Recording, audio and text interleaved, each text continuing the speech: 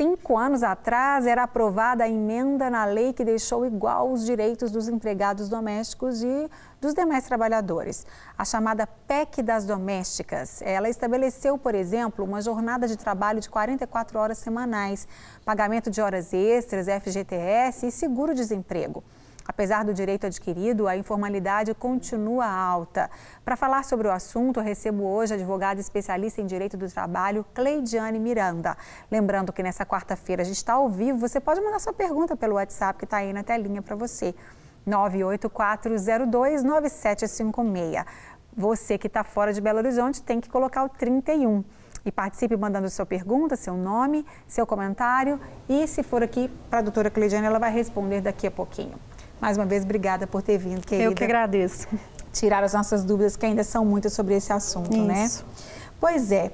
E aí, o que foi essa... A gente já citou ali alguns ganhos, ou seja, mudanças que foram benéficas, né, para o funcionário, para o trabalhador. O trabalhador doméstico, ele realmente abrange todos esses profissionais, né? O motorista particular, a babá, o jardineiro, o caseiro e a empregada dentro de casa. É isso, doutora Cleidiane? Isso. O empregado doméstico, ele é caracterizado pela pessoa física, né, que trabalha no âmbito residencial, né, para uma outra pessoa física, né, se fosse contratado por uma pessoa jurídica não seria empregado doméstico, né, e que exerça uma função sem fins lucrativos. Isso é extremamente importante, né, com pessoalidade, onerosidade, né, tem que ter um trabalho contínuo, né? Ou seja, para caracterizar o empregado doméstico, ele tem que trabalhar, no caso da empregada, acima de 2 dias durante a semana, né? E quando a gente fala assim, empregado doméstico, vem muito aquela figura da empregada doméstica mesmo, né?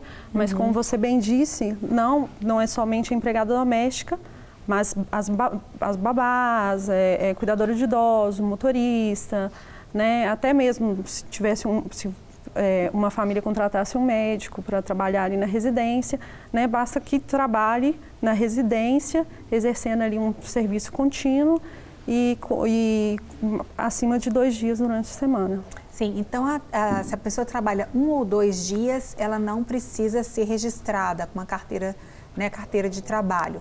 Mas a partir do 3º dia, então, ela precisa ser registrada para que ela entre também nos direitos e nos deveres dessa categoria, né? Isso. O que acontece? Em 2013, né, tinha a proposta o projeto de lei, né, que em 2013 virou a emenda constitucional número 72, né, que ela trouxe alguns direitos a mais para a empregada doméstica, né, fazendo com que ela tivesse os mesmos direitos mais equiparados com a classe dos empregados urbanos e empregados rurais. Mas alguns desses direitos precisavam de regulamentação. Essa regulamentação ela aconteceu em 2015, com a Lei Complementar 150, 2015, né? E sobre a sua pergunta, se somente acima de 2 dias trabalhados precisaria de assinar carteira, né? De ter o registro em carteira, sim. Mas alguns direitos trazidos nessa lei 150/2015, o que não abrange nessa lei, a gente busca no código, na CLT, que no caso, a reforma trabalhista, ela trouxe o trabalho intermitente, né? Que é o caso de pessoas que trabalham esporadicamente, né? E que podem ter esse registro, fica um registro com o empregado e ela pode trabalhar sempre que for necessário, ou paga por horas ou paga por dia. Então, é uma nova possibilidade para essas pessoas que são diaristas, por exemplo, né, de ter uma formalização. É verdade. Sabe? Então, surgiu essa possibilidade agora com a reforma da lei trabalhista.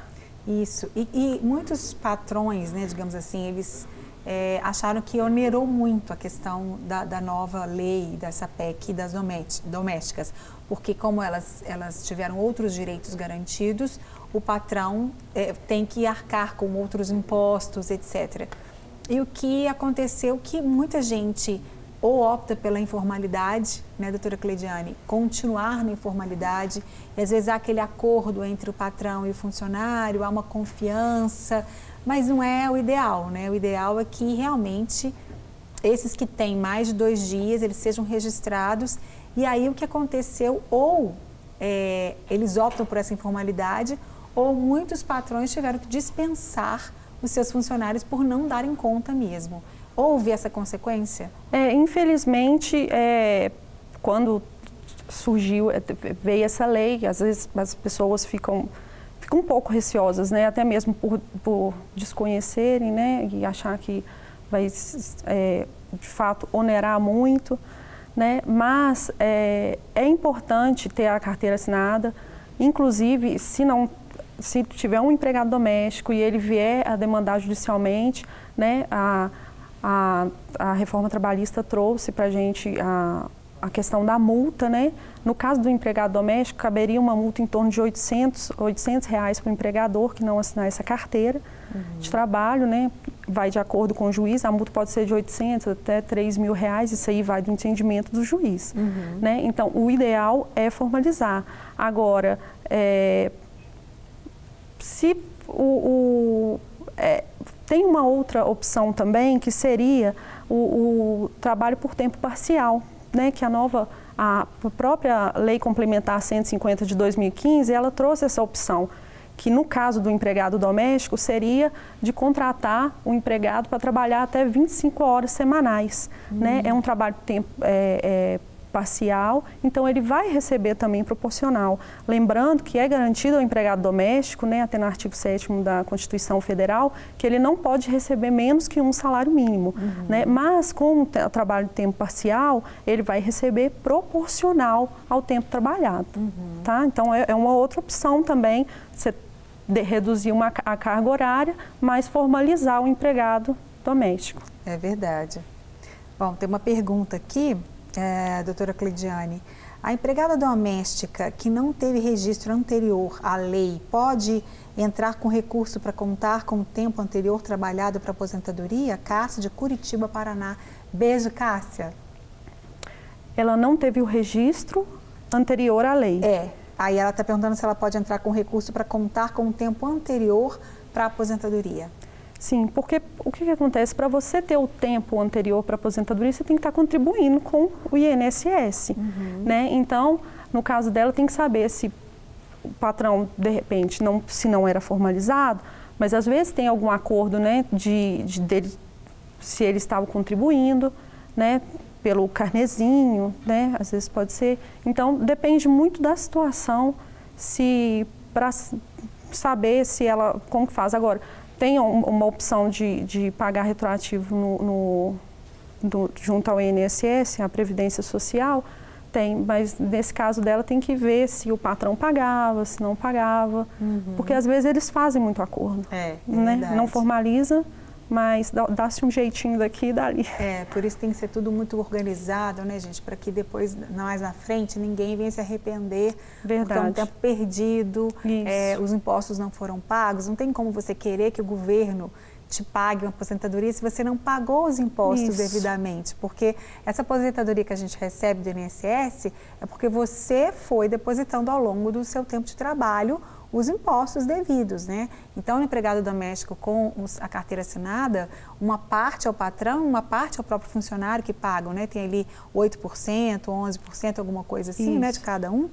Então, é muito interessante que quando você for, a pessoa que for ser contratada, deixe tudo muito claro ali de acordo, né, diante do seu patrão. Os dois têm que saber bem o que estão fazendo, sempre dentro da lei, para que mais para frente não haja problema, né? Com certeza. A gente ouve tantas histórias, você então que é advogada nessa área, deve ver muitas histórias. Às vezes, essa semana passada eu fiquei sabendo de uma moça que era diarista e parece que uma vez só na semana entrou na justiça contra o patrão, falando outras coisas, querendo outras coisas. Quer dizer, você pensa assim, não, mas a pessoa tem uma vez só na semana, ela não tem direito de entrar na justiça, mas não sabe o que ela está falando.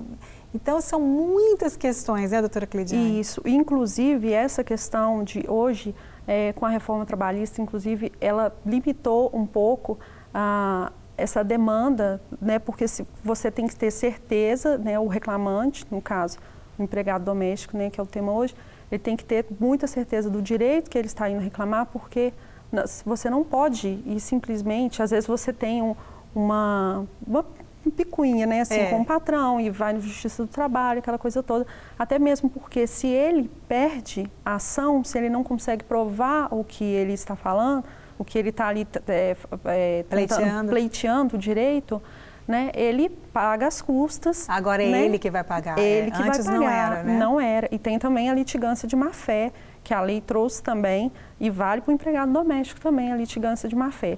Né? Se ele for buscar na justiça um direito que ele, de fato, ele sabia, não era um direito, né? Ele pode pagar multa por conta disso também, tem custas, enfim.